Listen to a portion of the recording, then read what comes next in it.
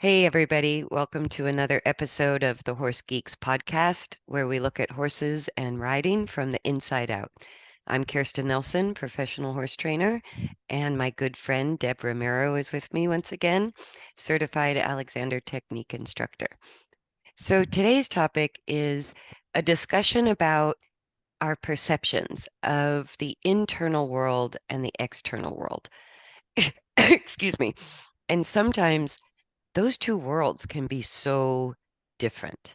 Yes. And when we even decided, sort of our tagline was looking at riding from the inside out, I think it's because with Alexander technique or with what I do in horse training, you're really bringing people back into their internal world and a sensory experience. Because I think that's really key and it's not part of our normal traditional style of horse training or even normal body work.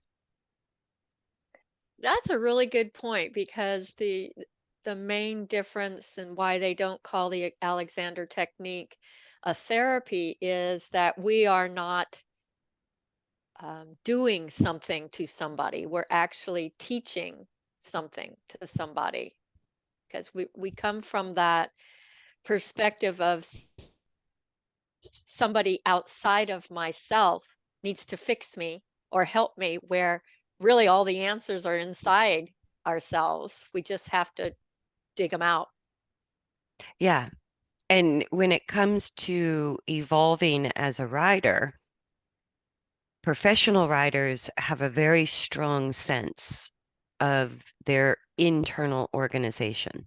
Mm, And that's how a professional rider can get on different horses, but sort of find their same place, even though the saddle is different or the horse is very different or what you're doing is different. There's a very strong awareness of what's going on internally, where when we're learning to ride, somebody's watching us and we're kind of picturing ourselves almost externally, like heels down, shoulders back, all these things we've talked about is like, what is the picture I'm creating with my body rather than what is the internal experience of what forces am I feeling? What muscles am I using? Where are my bones? That kind of thing. right. And Yeah, because I grew up with the heels down, shoulders back, and it was exhausting yeah, no, and to we got to, try to live in that external picture. But on the inside, you're it, feeling it stress, you're was not a feeling fun, yeah, it strain. was not a fun place. Yeah. Yeah. And I think that also sort of perpetuates the idea that when we're trying to follow a verbal instruction and we're interpreting it almost visually, that what we tend to feel inside is something stressful, but we're told, Mm, to kind of push through it in a way that yeah. yet, yes, this is what you need to look like, and you'll get used to how it feels. Wow, that's A- powerful. And I think we do the same thing training horses. That's the Mm, whole idea behind putting a horse in a frame. And if the horse objects or complains, sticks its tongue out, chomps its mouth, pins its ears, they're like, oh, they'll get used to it because it's good for them theoretically. But they're the horses who's communicating to us non-verbally all the time, telling us this sucks. I don't want to do it. Right. And we think in the best case scenario, we think we're bringing them to a higher level of balance or better use of the body or more strength.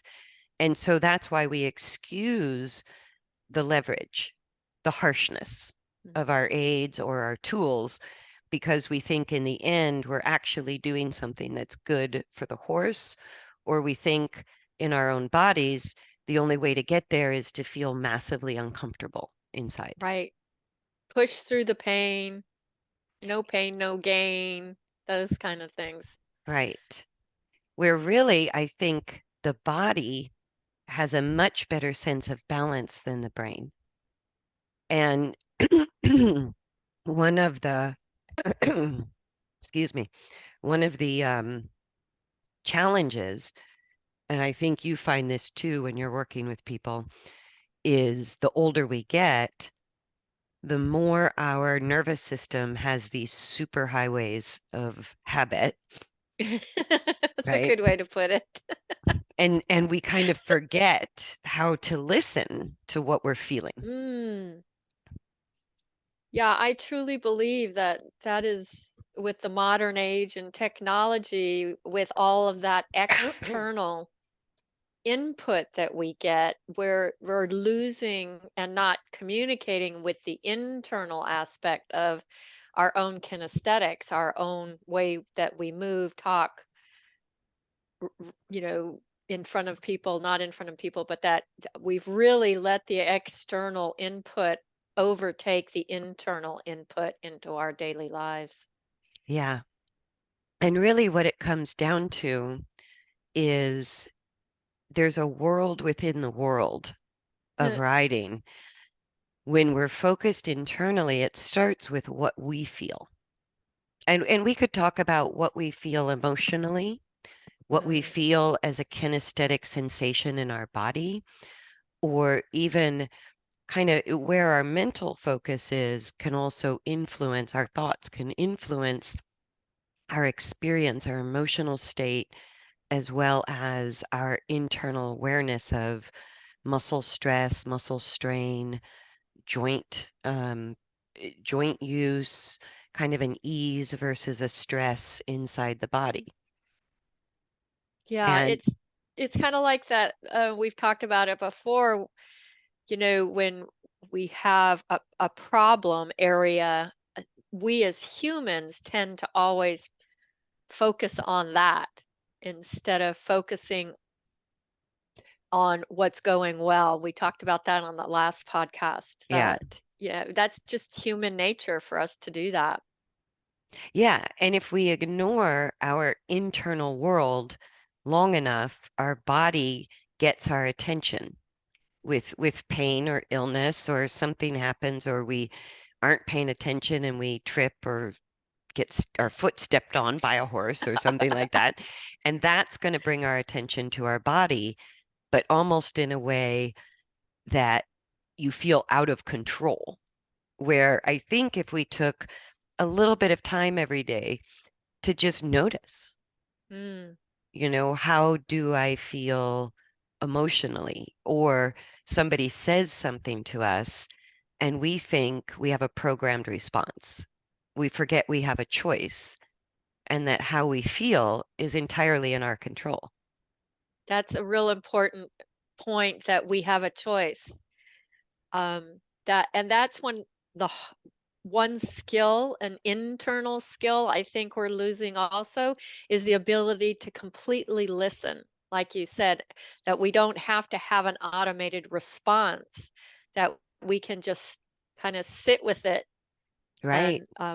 and pause and reflect, and we have a choice on how we do everything.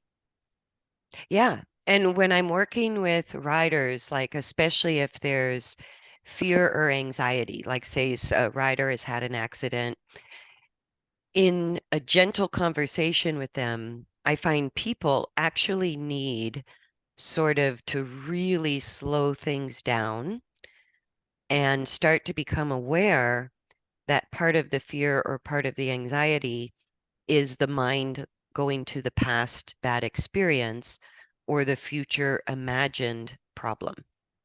And That's a good point. Yeah, not being just present in the moment. yeah, I think that causes a lot of fear and anxiety when we bounce either into the past or into the future. yes. And without an awareness of what that feels like in our body, Mm, like what we call positive and negative emotions, if you kind of play with different emotional states, you realize there's a physical sensation. yes, And so the feelings of, say, depression or fear or or anger, or what we call negative emotions, it's like there's a very uncomfortable physical sensation in our body that goes hand in hand with that emotional state. And yet we think it's in our heads or that we're going to overpower it in our heads. Do you know what I mean? That we're going to think our way through it, or we're going to use willpower to overcome it. And I go, really, your body, our internal experience of our own heart beating, our breath going in and out, all of even the autonomic functions that we take for granted inside our body. It's amazing just to sort of tap into that and go, wow, what's going on in my internal world? Hmm. And that can be a huge fear reducer, stress reducer, because you're realizing in this moment, I'm alive and I'm safe, right? Yeah. Instead of taking our powerful brains, because imagination can be a two-edged sword, Yeah. right? I go, we can imagine a bad outcome as easily as we can imagine a good outcome. And and typically if we're already sort of triggered into fear, or we tend to be an anxious person or a tense person, coming into the moment and just sort of taking a big pause. I find for adult learners, it's like you really have to sit there and do nothing. And the horse, you can be on the horse, you can be with the horse, but a lot of times taking the time to just keep pulling our minds back into the present moment and going, what do I feel?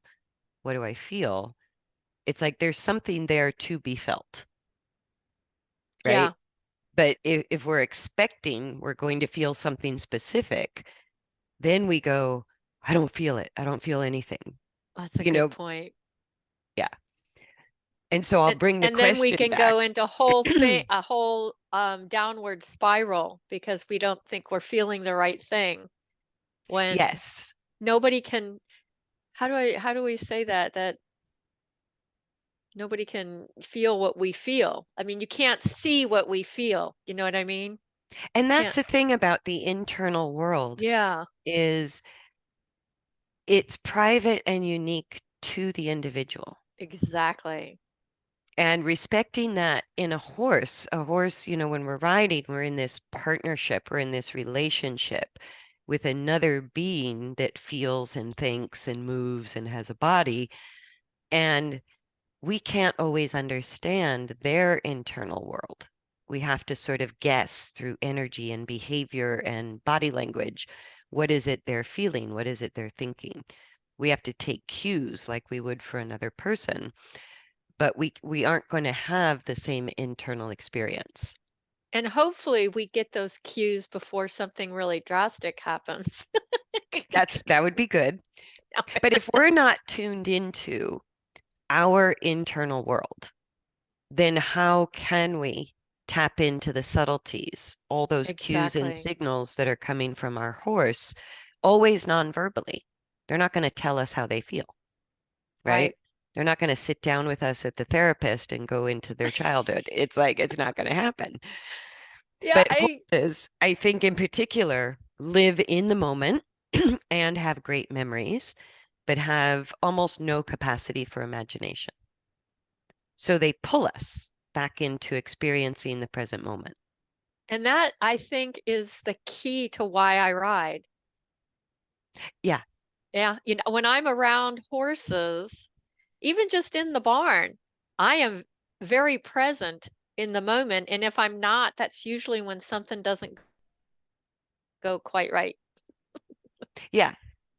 Yeah. And you know how I either do the invisible eye roll or inside chuckle when somebody tells me, and it happens all the time, all of a sudden, my horse did X, Yeah, right? And I go, what that tells me is that that person was not internally focused nor externally aware of the signals coming from the horse. So yeah, yeah, without that internal focus, it's hard to perceive the subtle signals that horses give us, right. right? And so if we're not aware of ourselves on a subtle level, it's hard to be aware of the horse on a subtle level. We may have had our brain completely off the horse. Our mental focus wasn't Mm, even considering what the horse was doing. Or maybe our focus was on the horse, but just not. understanding, like not an awareness of personal space or not an awareness of what can happen right before the bad thing happens, Yeah. right?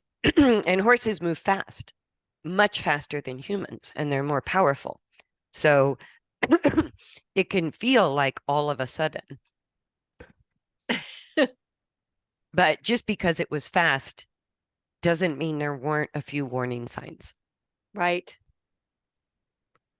So the internal world to me, and especially if I'm tapping into my own internal world, I can, when I'm riding, tap into the horse's internal world. Hmm. And what you're feeling is energy or frequency or vibration. You're feeling, um, you can almost feel what they're thinking. Like through the movement, you can tell right before the horse pulls that signature move of aiming for the gate, right? It's like you feel the energy getting pulled that direction when you're really tapped in, kind of internally into from yourself to the internal world of the horse. You know what's going to happen almost a moment before it happens.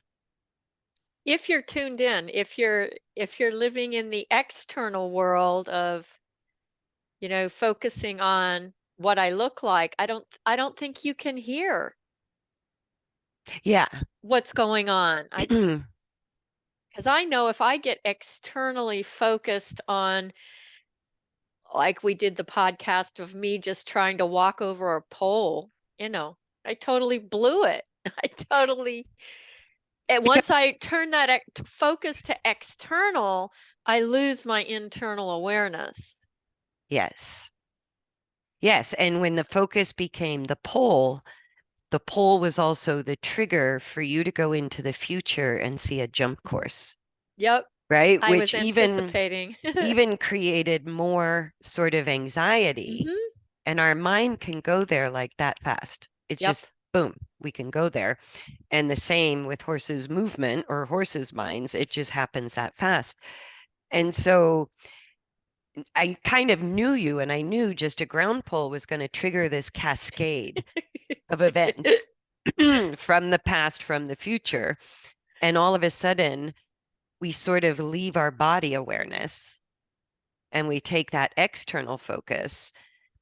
And kind of in a way, I think the horse feels us leave because we're no longer Oh, sort of present or connected to the stride by stride movement or moment to moment experience of riding. We're sort of yeah. out ahead. It even goes back to me thinking when I'm working with people on their horses and I give them a stimulus, for example, like go to a trot, the some riders are already in trot mode and the horse isn't trotting yet. Does that make sense? Yes. They're anticipating. They've already got to the end and they haven't been participating in the getting there. Right. And the extreme example of that, because when people do that as riders, they'll tend to lean forward. Yeah. They'll tend to kind of get ahead of the horse's movement. And rather than riding every stride and staying connected to the horse's center, they'll start anticipating the faster speed and actually adjust their body into the faster speed, kind of leaving the horse back a moment behind. Wow. And the extreme example of that is the rider taking the fence before the horse does. And and then launching over the fence while Been the there, horse done that. slams on the brakes. Yeah. Yeah. And that's just getting a little bit ahead of where we actually are physically, right? So Right. there's a physical reality. And if we're not tuned in internally, then we lose that connection moment to moment with the horse's movement. And it can happen really quickly at fast speeds. Yes. It can be a fraction. And so and we can also, I think people think if I take an internal focus, I can't do anything. That's a good point. And Yeah, so that's it, kind of like my neighbor. She moved here from the city to the country and brought her horses home, and she called me one day and she goes, "I want to know how you keep your house clean and your barn clean at the same time." I said, "It doesn't happen. You can't do both at the same time."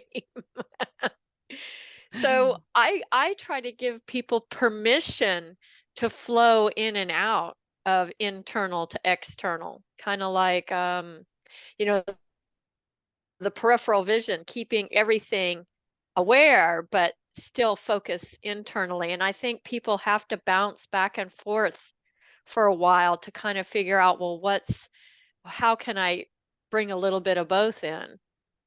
Well, and that I think is really the art of high level horsemanship, Ah, is really the human's ability to know what's going on internally in our bodies as riders, what's going on internally moment to moment on this moving horse, and do the course. right, Stop at the right letter, know the geometry of your test, or know, the jump course. And so, right. yes, that's really what we're tested on in competition is now we have a specific external pattern or thing to execute, but the way we do it beautifully is by not losing the internal focus while we're going Right. through the external movements. Yeah. And so a lot of people in riding, that one of the common beliefs is sort of if I can sort of leverage and force my horse into a frame or into a shoulder in or over the jump or around the barrel, then the more times I practice it, it will get easier. My horse will figure it out. And by the time we master it, my horse will be in balance as a result of these external activities. And Mm, it's the same thing. It's sort of like in your world, what you call end gaining, which mhm. is I reach for the cup of coffee. I did it just fine because I didn't fall over, Right. right? So I picked up the coffee successfully. I didn't spill it and I didn't fall off my chair. We're golden, We're good. right? But from your perspective, or anybody, when we start to take an internal perspective, it's like, oh, there's about a zillion ways I could use my body and my mind to do the very same job. Yeah. And I could do it in a way that stresses my body or in a way that strengthens my body. Yeah. And like you said earlier, just that remembering that we have a choice of how we do things and to take the time. And when you first begin pausing and waiting, it seems like an eternity, Yeah. Yeah.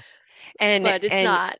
one of the comments I hear is from my perspective, I'm helping a client slow down enough to begin to become aware of their internal world, right? Their perception of it is, oh my God, this is so slow. How am I Yeah. ever going to reach my goals ever? Right? Yeah, And I've gotten that from a lot of people too. It yeah, takes too much time. it takes too much time. This is going to take too long Yeah. because their imagination says, if this is what I'm doing now, this is the way it will always be.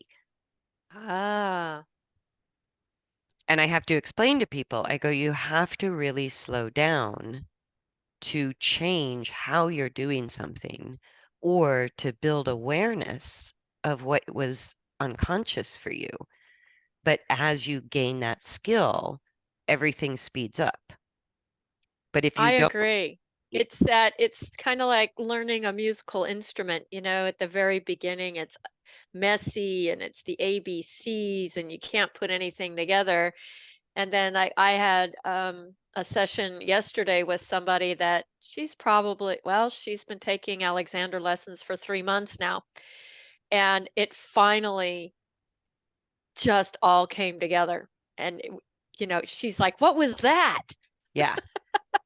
I said, That's kind of it." And what do you mean it came together? Like what happened? Her and we've talked about this before, the timing and feel. when Mm-hmm. she was on the horse. She could get herself organized, but then would forget about the horse, and then vice versa. And then it all just sort of everything, the stars aligned. And it lasted maybe 10 minutes, but Mm-hmm. she says, "Oh, wow, this is so cool." The feeling of that Yeah, this is, is so cool. I said, "Yep, that's the place." yes. And I ride for the feeling of balance because there's nothing else like it. You're I go, right. that feeling of communicating with a horse on a subtle level, Mm, that feeling, whether I'm walking, trotting, cantering, competing, doing whatever, that feeling of the stability, the ease of motion, the quietness within the movement. I mhm. go, that feeling is what I try to help people achieve more than anything else because I go, it's the greatest feeling in the world to me. That's why I ride. I think that's why I ride too. And plus being present in the moment is, I think, I crave that, and that's where the horses come in, because I can't really be thinking about anything else. I can't be somewhere else mentally while I ride. Exactly. Exactly. And I think what you're calling timing and feel, which are sort of the hard to define qualities of what riders describe at an upper level, Mhm. balance, feel, and timing. And I go, you can't have a really accurate, subtle relationship with a horse without timing and feel. But what that starts with is internal awareness. Yes. You will never have good timing and good feel if you don't know your own internal experience, Right. right? Because the way we feel the balance or the imbalance movement of the horse is exactly how it affects our internal use, Right. right? So if we're not aware that the horse is pushing us and the saddle so far to the left, we don't notice it until the saddle is slipping, right? So we go, oh, I need a grippy girth or I need a sticky saddle pad because my saddle keeps slipping to the left. And I go, that was happening the entire ride until it Mhm. manifested to the point that it got your Right. attention. And that's Right. what you're describing with your student. So if we're not aware of sensations in our body, then we can't be aware of how the horse is really moving moment to moment. Yeah, and you can even talk about it down to the heels down, shoulders back, because if you're tensing or shortening to make something happen, you You shut off your ability. proprioceptively shut down. You can't hear You can't feel. and Yeah. feel. You can't feel what's going on in Right. yourself, much less the horse. Exactly. And I think, excuse me, we have all this pollen right now and it is killing me. Um, but I think that what you were describing, the hard part for people is to slow down enough that Mm, they begin to tap into the internal world is always there to be tapped into. exactly. But if we're used to ignoring it and it works at an unconscious level, then we have to go quite slow to bring some of that information to a level of conscious awareness. Yes. But once we slow down enough to do that, what you're describing as sort of the stars aligning is it becomes so obvious. You now have an awareness that as soon as the horse is beginning to change how they move, you receive that information through your internal awareness and you can do something about it Yes. at the same moment. And so you kind of bypass the error because you felt this subtle version of the error starting to come together and you did something about it at that moment. That's what we call timing and feel.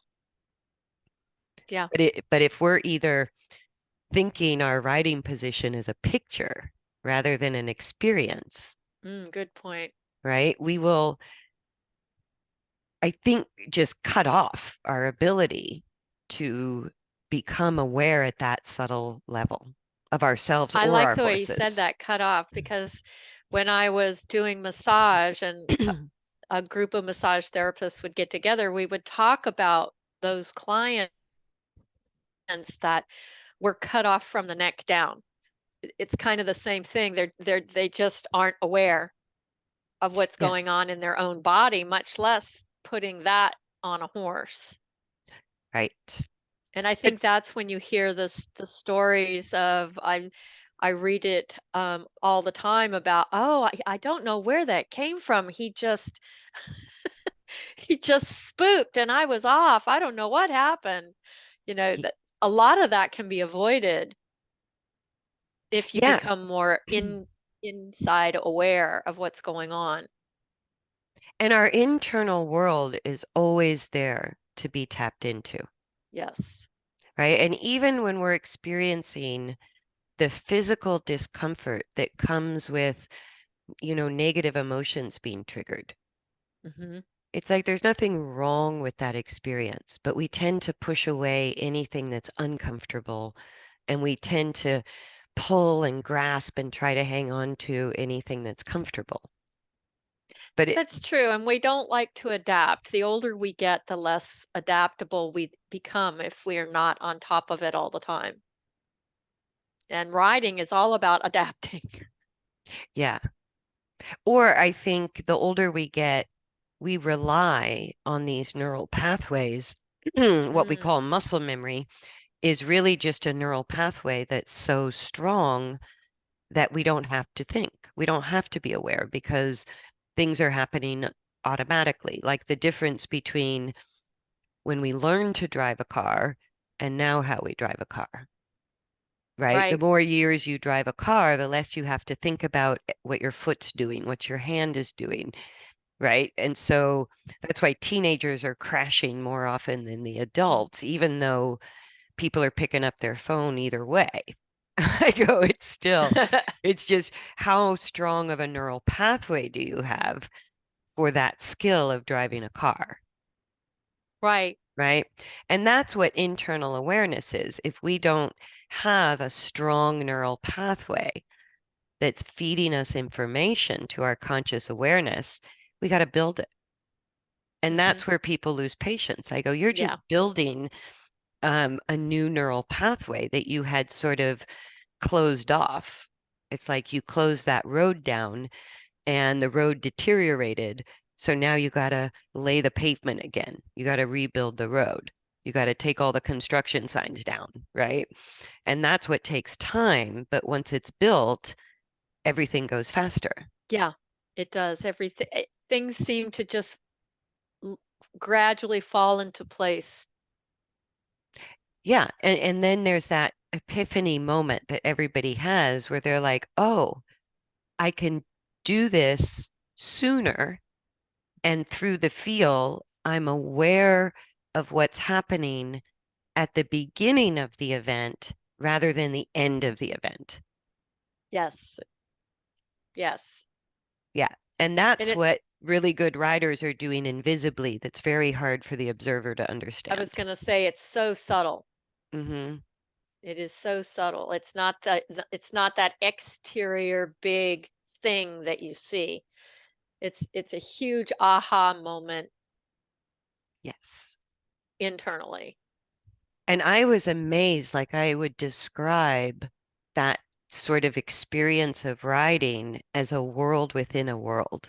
And it's a world Aha. that is completely between you and the horse, that Yeah. nobody else, because it's an experience, it's not something that you can mimic by how you look or by doing a maneuver or doing a thing. And it's such a unique internal experience between you and the horse that people they go, oh, well, that person won the show. This is what they look like. So that's what we're going to work on. And I go, it doesn't really work like that because you have no idea what that person's internal experience was. You have to Exactly. discover that for yourself. Yeah, I mean they make it look so easy, but when you try to recreate that exterior, look, you can't, it doesn't internalize very well. Exactly. Or like we've talked about in past podcasts, what it feels like to adjust in minute ways every single stride that you're riding makes it look like you're sitting still. Yeah, So you feel like you're moving. And so some riders helping other riders say move with the horse, but what it looks like is stillness. And so other instructors will say you need to be more still, which just makes people tense all their muscles right. and rattle around. And so that internal experience is very hard to describe. It's a nonverbal Yeah, experience. and I think that's why people have a hard time describing the type of work I do, is because it is internal work. Yeah, And and it's very hard to put words to what that feels like. we don't have a huge vocabulary for internal experiences. We're going to have to work on that. Like even if we say, how do you feel? Most people are really asking emotional, like, how do you feel emotionally? Right. Or that's how we perceive it. Yeah. Right. The other thing we learn by taking more and more of an internal focus and exploring our own internal world, one of the first things I notice with a rider as they're transitioning from sort of this external to internal world is the absence of the question, why did my horse do that to me? Right? Oh, Because a lot of times when we're frustrated or triggered or feel like failures, it's because the horse feels like it's not, or we feel like the horse is not cooperating with us, that they're working against us. My horse is bad. My horse is lazy. My horse is distracted all the time. Right. And I go, that's what the horse is doing. But your interpretation of that is your internal world. wow, that's big. Yeah. How we interpret the conversation, even between humans. Oh, Um, yeah. But eh, that's more complicated. I don't know. The language of, I mean, and that's another, we talk about listening and pausing. I don't think we do that enough when we're riding. Is that the horse, listen to what the horse is telling you. Yeah. Yeah. Or like working with a new client with a difficult horse, I'll get a comment all the time about how patient I am. And I go, I'm not patient. I'm an impatient redheaded woman. Of course, I'm not patient, right? Jack Russell. But what I've learned is I go, it's when you're in that internal world, you're not forcing yourself to be patient. You understand what's happening. It's And you not can, a, it's your, if you're in the moment, there is no time value on it. You know what I mean? Like you said, that those words don't come up. Impatient, or you're not doing it quick. It just, it's not in the conversation. you forget about it. Yeah, it does it, Yeah, that's not the reality at the time. right. And you even start to learn that how you feel about whether it's emotionally or physically. So, like emotion on an emotional level, the horse does X that we don't like. We use that behavior as an excuse to feel angry or mad or frustrated or blah, blah, Wow. blah. But I go, the Hmm. horse just was being a horse. The Right. horse did X. How you feel about that is really your internal world that only you can control. Yeah. The And horse it's can't. amazing. I know you said this to me a long time ago, and I always think about it, is something like ride your horse or be with your horse like you're the trainer, not the owner. Because there is that emotional, we, I don't know why we go there. There is that emotional content of when we interpret something that the horse does, we interpret it as bad. And I When, think a lot of times I'll find riders being hard on their horses because their horse's behavior is somehow linked in their minds to their ability as a rider. And so Interesting. they can't isolate the horse's behavior as something separate that belongs to the horse. They're looking at the behavior as a reflection Of of their themselves. abilities. And I go, Wow. you don't really need to do that. No, The horse is just being a horse. You don't have to take it personally, right. right? And instead of thinking it's a bad reflection on me as a rider or a bad reflection on me as a horse owner, you could just say, wow, how could I help my horse do better? Yeah. Be curious. And that's what I share with clients is could we just be curious and, step back, listen, and maybe try something different? Yeah. And if we're triggered into sort of a fight, flight, dominant nervous system because we're using the excuse that my horse made me feel this way. My horse did X, causing me to feel Y. I go, that's a Mm, bad equation, yeah. right? So when the horse does X, that pausing, that time we take to notice how we feel, and Hmm. maybe even taking all the time we need to change how we feel Yes. and learn that that is in the control. That's our private kingdom, our internal world, Yes. and we are in control of it. And that's sort of the beauty of having, more and more familiarity with our internal world. And Yes. when it comes to becoming a great rider, the trick to that is no matter how the horse moves, that you can control your own body, Yes. right? Like a good sailor getting sea legs, the conditions of the ocean might challenge his balance, but doesn't determine the fact that he can walk around on deck. Yep. Do you know what I mean? The conditions of the movement or the conditions of the ocean don't mean you have sea legs or you don't have sea legs. It just Right. challenges the fact that you have them or you don't. So sometimes Yes. you work harder if the conditions are rough, and if the conditions are smooth, you work less. But Yes. that's exactly how it is to be a good rider. You're not blaming the horse for what the horse feels or thinks or choices they make or how they move currently.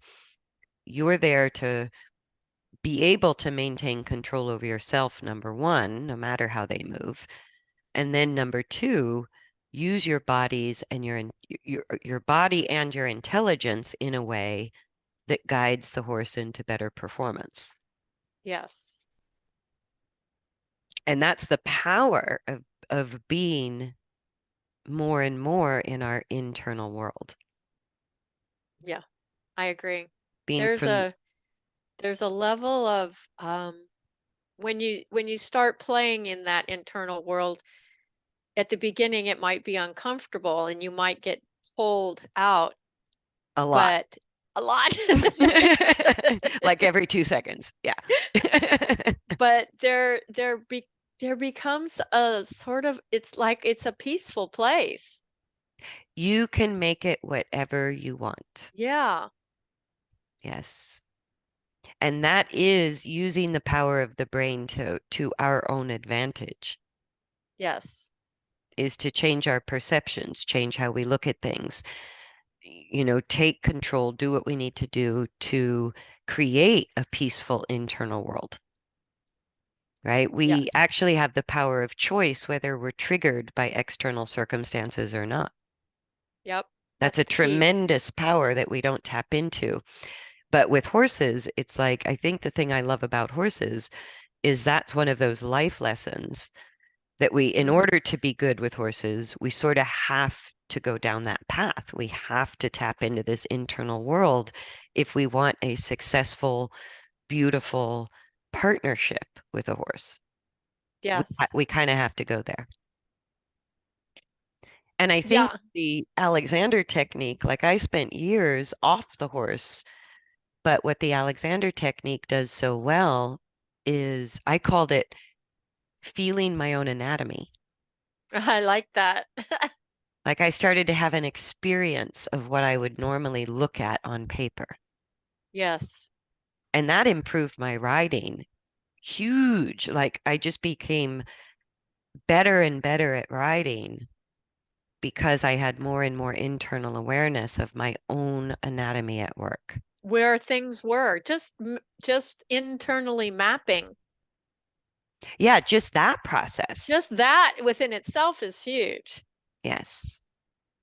Yeah. And then learning what ease felt like inside my own skin versus what I was used to, because we can just get used to chronic patterns of tension. Yeah, And we don't, it's not even in our conscious awareness that it could be different. exactly. Yeah. So anything else like internal and external world, it's so interesting because the world, like, especially the media, our computers, our phones, our I people know. around us, our families, even taking care of the horses, it's like we're always pulled outside of our internal world. And I think if we don't find time during the day to explore the internal world, how would we ever master it or become familiar with it if we're never even putting our awareness there? Yeah, and I think people think it takes extra time, and if you can just, I take a place, for instance, walking from the house to the barn. I probably do that 10 to 20 times a day. Um, just to say, during these steps, I'm just going to be aware of myself, whatever that means for you at that time. It's not like you have to set aside time. You can do it in an activity that you do every day. And I think especially an activity that we're on autopilot with, Yes, because which as adults, we yeah, all have our autopilot things. And for me, it's like I'm not a big fan of housekeeping. So when I have to do housekeeping, the only way I can make it kind of a pleasurable experience for me is I go, okay, so while I'm vacuuming or dusting or whatever, instead of looking at the thing, I go, I'm going to just focus internally and let my just go through the autopilot of cleaning the house. yeah, And it gives me all that time, or even if it's just the dishes, it's like, yeah, I could do dishes on autopilot. I don't have to think about it. So right. that's a time where I can just focus internally. Yeah. And it might be as something as simple as, like you said, focusing on anatomy. Where are my bones right now? Yes. It doesn't have to be something really difficult. It can be something very experiential in that moment. And I kind of used, because we don't get a lot of opportunity in our day to just have quiet time and go internal. Right. And I found my best opportunities were those spots where they used to make me anxious and frustrated, like I'm stuck in traffic. I'm Yeah. waiting in line. My airplane is delayed. And all of those things that usually make us like wind us up, Yeah. right? I went, these are great opportunities to just sit quietly Yes. and Yes. start to Just to get, focus on, maybe if I'm standing, where am I on my feet? Am I on my heels? Am I on my toes? Just simple yes, things. simple things. And it, because the only person who suffers from road rage is you. If you're the one that's getting mad or angry or frustrated or tense or anxious, I go, nobody else is suffering for that unless Right? you act out on it. But I go, if you don't act out on it, I'm the one suffering the most from those feelings. Yes. Right. And to realize that going into my internal world, changing my focus, thinking about, like, I loved what you said, instead of focusing on the pain issue, somewhere in your body is an easy place. Yes. Right. So I think we better wrap it up. We've been chit-chatting about this a while, but it's, I think that internal world is a resource that Mm. that not many of us are encouraged to tap into. Yeah. And it's a very powerful place where we can create our own experience with some effort Yes. that brings a lot of ease into our life. And the horses will make you learn about it, even if you don't want to. This is true. Yeah. Yeah. If you're a horse person, you're gonna learn about it. Yep. Anything else you want to add? That sounds good. No. All right. Thanks everybody for joining us for another episode of the Horse Geeks podcast. We hope you like, share, subscribe, and we look forward to seeing you next time. Bye, everybody. Thanks. Bye.